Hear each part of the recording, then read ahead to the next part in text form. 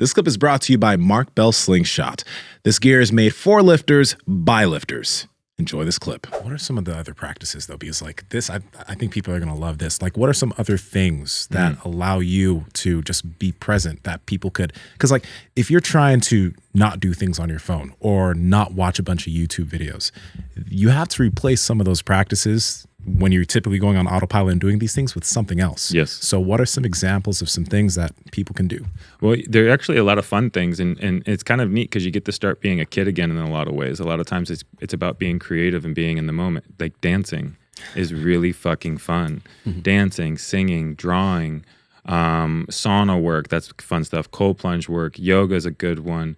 Making love is a really profound way to get present and to be in that moment. Hey, now. Hey, there's a lot of really great sending love, journaling. There's a lot of really cool ways for you to, focus and be in that present moment that are really positive and full of love, and that can really just raise who you are in a vibrational way. And then the law of attraction works. Just fucking do something different every once in a while too. Yeah. The first part is like they can't get out of it though, right? They can't see it, so they have to zoom out. So that's why this breath work and things like the cold and stuff like that, they really can get a person for the first time to zoom out. The breath work is particularly special because one, it gives you something to focus on, the breath. But the big one is that it cleans this vessel with the breath. When you're breathing, you're moving a lot of energy around. So if your body stores anxiety, your body stores trauma. It really does, cellular. So how can we clean it? How can we clean this vessel every day?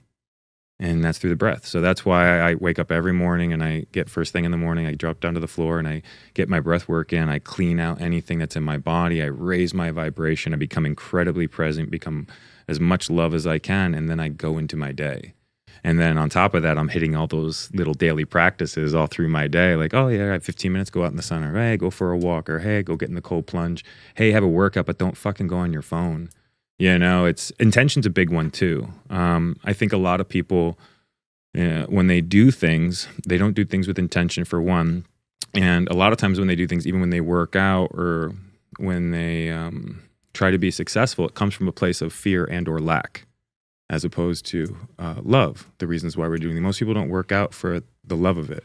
They work out because they come from an insecure place and they want to be accepted. So it comes from a really low vibrational space. People do that getting in relationships. They're afraid of being alone. They get in relationships from a low vibrational space. They have children because they think they're supposed to. They get married because they think they're supposed to. And it's like a lot of people come from that space. And a lot of the things they do, become a doctor from that space. So it can be a driver of success in some ways. Yeah. But it's not sustainable. That's the problem. Right. It's not sustainable. It can work for a little bit, but it isn't sustainable. So imagine if you start operating from love. If you operate from love for all those things, that's sustainable and it's 10 times more powerful. So it's like, I really make it a point, like, and it's a simple thing, like, are you getting high or are you connecting when you do things? When you go to the fridge to eat food, are you getting high with the food or are you connecting? And so it takes intention. It's it's awareness, right? Like when you work out, are you getting high or are you connecting? And a little bit of both, but it's a great way of looking at it. If somebody was just sitting there just ripping off a bong all day long, you'd be like, dude, what the fuck are you doing? Right. Yeah. But like, meanwhile, we're doing the same thing a lot of times. All this just nonstop like suckling, right? Yes. And suckling with the phone. Are you actually going on there and doing your work and connecting with people on your phone, or are you just mindlessly scrolling? Same thing with your TV. Same thing when you call to hang out with somebody. Are you actually wanting to connect with that human, or are you bored and need a distraction from your anxiety? And that's where most people are operating from. So we can start setting intention by first becoming aware with forms of stillness. And a really important thing to know is that the things that you're tangled up in, they're not going to help your anxiety. They're probably going to make it worse. Yeah. And that's what's really cool is like, it's nice seeing my clients. They start to like zoom out and they can watch their person go to do something. And at first they get caught up in it still, right? Because it's like retraining this sentient being, this avatar, if you will. It's like you have to retrain it.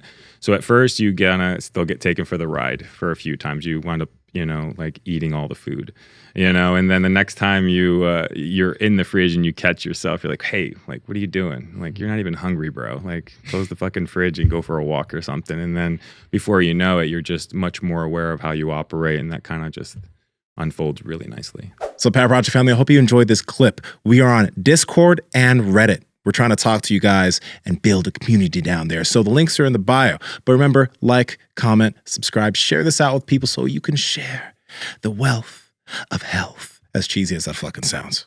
Peace.